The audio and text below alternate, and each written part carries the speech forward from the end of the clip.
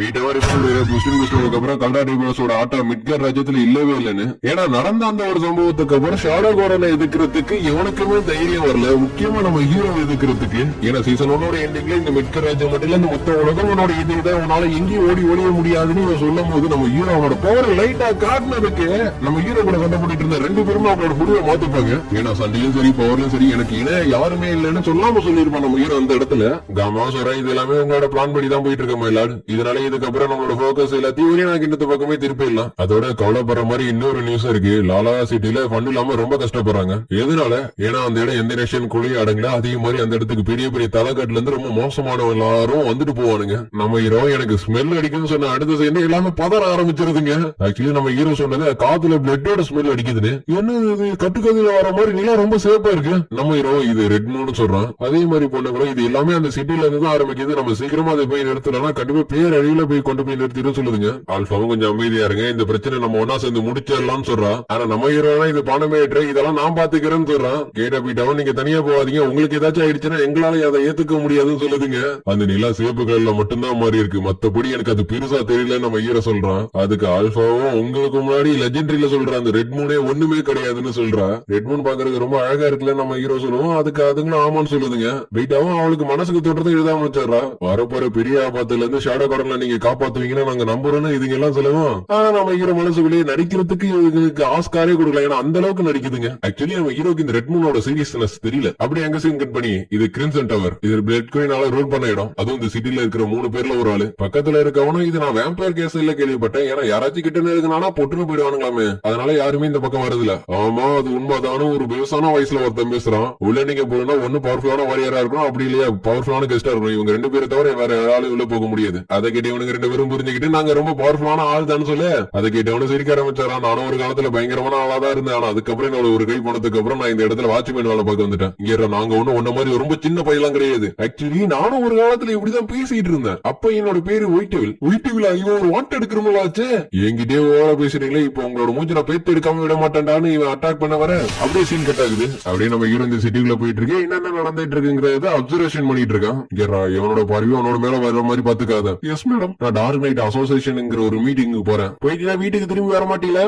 நம்ம கிட்ட night order இருக்கு. அதே மாதிரி டார்க் நைட் அசோசியேஷன்ங்கிறது ஒரு அன்அபிஷியலான ஒரு ஆர்கனைசேஷன். இப்படின்னு நம்ம ஹீரோட அதை பத்தி இருக்கிறது எல்லாத்தையும் தெளிவா நம்ம ஹீரோக்கு எடுத்து சொல்லிட்டு இருக்கேன். நம்ம ஹீரோ அது காது கொடுத்து கேட்கல. அப்படியே நம்ம ஹீரோ சீசன் 1 என்னென்ன நடந்துச்சுங்கிறத ஒண்ணு விடாம ரீகேப் பண்ணி பாக்குறான். அதுவும் நம்ம ஹீரோ சண்டை போட்டு முடிஞ்சதுக்கு அப்புறம் என்ன நடந்திருக்குன்னா, கடைசியில் நம்ம ஹீரோட அக்கா தான் அந்த போடியிலே ஜெயிச்சிருக்கா. அதுக்கப்புறம் நம்ம ஹீரோ எதுவும் தெரியாத பச்சை குழந்தை மாதிரி அக்கா கூட சேர்ந்துக்கிட்டு பயங்கரமா டின்னர் சாப்பிட்டு இருக்கான். நான் வேம்பயர் அடிக்கிறதுக்காக லேல சிட்டிக்கு போறேன், என் கூட வரியா? வரலன்னு சொன்னா தம்பின்னு கூட பார்க்க மாட்டேன். இங்க நான் உன்னோட எதிர்காலத்துக்காக தான் இவ்வளவு கஷ்டப்படுறேன், இது என்னோட எதிர்காலத்துக்காகவா? நான் சொல்றது எல்லாத்தையும் செஞ்சுனா உனக்கு நைட் ஆர்டர்ல ஏதாச்சும் ஒரு வேலையை நான் வாங்கி கொடுப்பேன். என் போக்கில விட்டுருக்க, என்ன நானே பாத்துப்பேன். அப்ப நான் என்ன பண்ணலாம்னு பிளான் பண்ணிருக்கேன். அதெல்லாம் ரொம்ப சீக்கிரட், அதெல்லாம் சொல்ல முடியாது. அப்படி ஒரு மெர்ஜனா அக்கா கிட்ட வந்து ரொம்ப வழிஞ்சு பேசுற, உங்களுக்கு ஏதாச்சும் வேணுமானு. அக்கா அவனுக்கு ஐஸ் வச்சு விற்க பாக்குறேன், கொஞ்சம் கேர்ஃபுல்லா இருந்துக்க. இன்னைக்கு காலத்தை இறக்குமதியா அனுப்பிச்சு பாத்தீங்களா எவ்வளவு ஃப்ரெஷ்ஷா இருக்குன்னு. என்ன அங்கங்க அடி வாங்கிருக்க வர வழியில, அவ்வளவுதான், மத்தபடி எதுவும் இல்ல. இதோட வேலை ஜஸ்ட் 30 மில்லியன் தான். இதெல்லாம் தேவையில்லைன்னு அக்கா சொல்ல, என்ன இப்படி சொல்லிட்டீங்க? உங்களுக்காகவே 40 மில்லியன்ல ஒரு சூப்பர் டூப்பரான ஒண்ணு இருக்கு, வேணா பாக்குறீங்களா?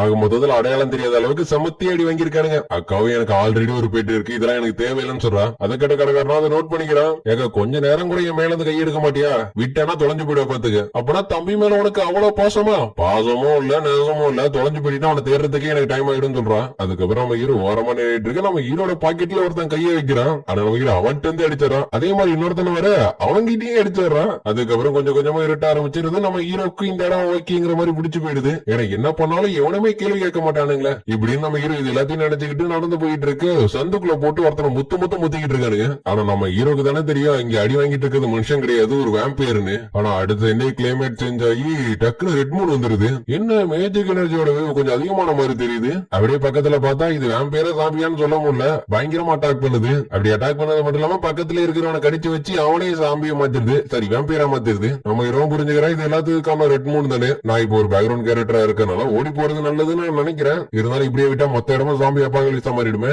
அடுத்த சைட பார்த்தா ஒரு பொண்ணு வந்து அந்த 2 வேம்பயர்ஸையும் போட்டு தள்ளிடுறா. ஆமா யாரு நீங்க? என்னோட பேரு மேரி, நான் ஒரு ஏன்ஷியன் வேம்பயர் ஹண்டர். ஏன்ஷியனா? உனக்கு உயிர் மேல ஆசை இருந்துச்சுன்னா முதல்ல இங்க இருக்காம இங்க இருந்து ஓடி போயிடுன்னு சொல்றான். ஏன்னா ஒரு பெரிய பிரச்சனை வரப்போகுது. இப்படி இவ சொல்லிட்டு போறதை கேட்டு நம்ம ஹீரோவுக்கு ஒரு இனம் புரியாத ஒரு சந்தோஷம். இங்க அக்காக்காரின்னா நம்ம ஹீரோ மேல சரி கடுப்புல இருக்கா. அதே மாதிரி பக்கத்துல ஒருத்தன் உயிர் பயத்துல வெளில வர, ஆனா அக்காக்காரி அதை அசால்ட்டா படுத்துட்டு கருப்பு கலர்ல முடி வச்ச பையன் எங்கேயாச்சும் பாத்தியான்னு கேக்குறான். இல்ல நான் அந்த மாதிரி பையனை பார்க்கவே இல்ல, எங்க போய் தொலைஞ்சான்னு தெரியல, அவனை தேடுறதே என்னோட வேலையா இருக்கு. அதே நேரத்துல இவனுக்கு 2 பேரும் உயிரை பணைய வச்சு இந்த இடத்துக்கு திருட்டுத்தனமா வந்திருக்கானுங்க. நம்ம 2 பேரும் இந்த இடத்துக்கு உயிரை பணைய வச்சு வந்திருக்கோம், அதனால முடிஞ்ச அளவுக்கு என்ஜாய் பண்றோம். இப்படின்னு இவனுக்கு சந்தேகத்துல இருக்க அதை கெடுக்கிறதுக்கு அந்த இடத்துக்கு ஜாம்பிஸ் வந்துருதுங்க.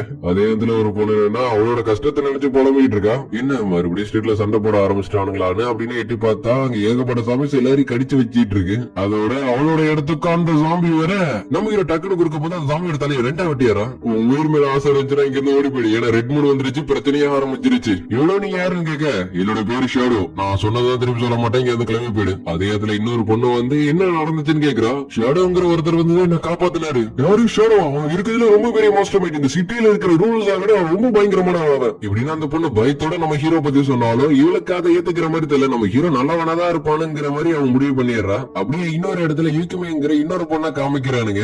அந்த பொண்ணு இதையும் நினைச்சிட்டு இருக்கு. இன்னொரு பொண்ணு வந்து நடக்கிற சம்பவத்தை எல்லாத்தையும் எடுத்து சொல்றா. அதே இடத்துல ஹீரோட காரணா தேம்பி எழுதிட்டு இருக்கா. அவனை கூட்டிட்டு வந்து உனக்கு இப்படி ஆயிடுச்சுன்னு. ஆமா, கருப்பு கலர் முடி இருக்கிற கருப்பு கலர் கண்ணு இருக்கிற பையனை தானே நீ தேடிட்டு இருக்க. ஆமா, அவன் என்னோட தம்பி, ஆனா இப்ப அவன் உயிரோட இல்ல. கொஞ்சம் நல்லா பேரு, அவனுக்கு கருப்பு கலர் முடியும் இல்ல, கருப்பு கலர் கண்ணும் இல்ல. அட ஆமா, நான் அவனோட தம்பியை பாத்திருக்கேன், ஜாம்பிஸ்க்கு முன்னாடி சிரிச்சுக்கிட்டு இருந்தான். அதுக்காக அவன் அழுவான தவிர சிரிச்சது நான் பார்த்தது கிடையாது. நான் இங்க வரத்துக்கு முன்னாடி அவனோட தம்பியை பார்த்தா அவன் மனசுல கொஞ்சம் கூட பயமே இல்ல. அப்ப என்னோட தம்பி இப்ப எங்க இருக்கான்? அது வந்து பிளட் குயின் வந்து அவளோட கேசலுக்கு அவனை கூட்டிட்டு போயிருக்கிறதுக்கு நிறையவே வாய்ப்பு இருக்கு. அப்பனா என்னோட தம்பியோட ரத்தத்தை கூட்ட சேர்ந்து எல்லா வெம்பர்ஸும் குடிக்க போகுதா? அதுக்கு அவங்க பிளட் குயின் எலிசபெத் 1000 வருஷமா தூங்கிட்டு இருக்கா. அவளை கலப்புறதுக்கு ஒரு இளவாளிவனோட ரத்தம் தேவைப்படும், அதனால அவனை கொல்லாம வச்சிருக்கிறதுக்கு வாய்ப்பு இருக்கு. கேட்டாக்காவே எனக்கு கொஞ்சம் புரியுற மாதிரி சொல்லுங்கன்னு கேக்குறா. அந்த விஷயத்த 1000 வருஷமா சீக்கிரட்டா வச்சிருக்காங்க, சோ எனக்கே அவ்வளவா தெரியாது. இருந்தாலும் ரெட் மூன் அன்னைக்கு மட்டும் வேம்பர்ஸோட பவர் முன்னதோட ரொம்ப அதிகமா இருக்கும். அதுக்காகவும் சரியா சொல்றீங்க, ஏன்னா நான் கொஞ்ச நாளாவே ரெட் மூனா தானே பாத்துட்டு இருக்கேன்னு சொல்றான். இப்படின்னு இவங்க 2 பேரும் பேசிட்டு இருக்கிறப்ப அந்த இடத்துக்கு இன்னும் கொஞ்சம் சாம்பிஸ் வருது. உன்னோட தம்பியோட ரத்தம் ரொம்ப முக்கியமா இருக்கனால இப்போதைக்கு அவனை கொல்ல மாட்டாங்க. இருந்தாலும் நம்ம சீக்கிரமா அவனை கண்டுபிடிச்சு காப்பாத்தி ஆகணும்.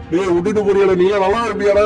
அதே நேரத்தில் இது எல்லாத்தையும் மேல இருந்து ஒருத்தன் பாத்துக்கிட்டு இது எனக்கு ரொம்ப பிடிச்சிருக்குன்னு சொல்றான். ஏன்னா இவனுக்கு சண்டை போடுறதுன்னா ரொம்ப பிடிக்குமா. அப்படி இன்னொரு இடத்துல ஒரு பொண்ணு வாங்க தப்பிச்சு போயிடலான்னு சொல்றா.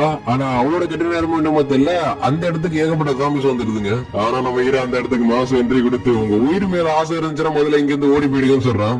இவன் ஒரு வாண்டட் கிரிமினல் தானே. அப்படி இன்னொரு இடத்துல பார்த்தா கிரிம்சன்ங்கிற ஒருத்தன் தான் இது எல்லாத்துக்குமே காரணம். அவன் தான் ஜாம்பிஸை ஏவி விட்டுருக்கான். நம்ம பண்ற வேலையில ஏகப்பட்ட தடங்கள் வரலாம், ஆனா அந்த தடங்கள் யாரால வருங்கிறது நமக்கு நல்லாவே தெரியும். யூகி ஸ்வீட் ஃபாக்ஸ், ஒயிட் டவரோட ரூலர், ஜக்கமாட் தைரண்ட், பிளாக் டவரோட ரூலர்ஸ், இவங்க எல்லாரும் விளையாடிக்கிட்டு இருக்கட்டும். பிளேட் குயின் மட்டும் அவங்களோட தூக்கத்துல இருந்து கிளம்பிட்டாங்க. அதுக்கப்புறம் இவங்க எல்லாரையும் நம்ம முடிச்சு கட்டிடலாம். என் வழியில நீ குறுக்க இருக்க, அதனால உன்னை கொல்லாம விட மாட்டேன்னு இவன் அட்டாக் பண்ண, பதிலுக்கு இவனும் அட்டாக் பண்றா. இப்படின்னு இவங்க 2 பேரும் மானாங்கனே சண்டை போட்டுக்கிட்டு இருக்க எதுவும் வரல. ஆனா யாரும் புதுசா எழுத பாக்குறாங்க. எழுதட்டும், எனக்கு எந்த பிரச்சனை இல்ல. நான் எப்பயும் போல எம்னு இந்த ஷேடோவா இருப்பேன். என்னோட பேர் ஷேடோ. ஷேடோ ஸ்கூலர் வரைஞ்சிருந்த ஷேடோ ஸ்கூல்ல இருக்கிறவனுங்களே வேட்டையா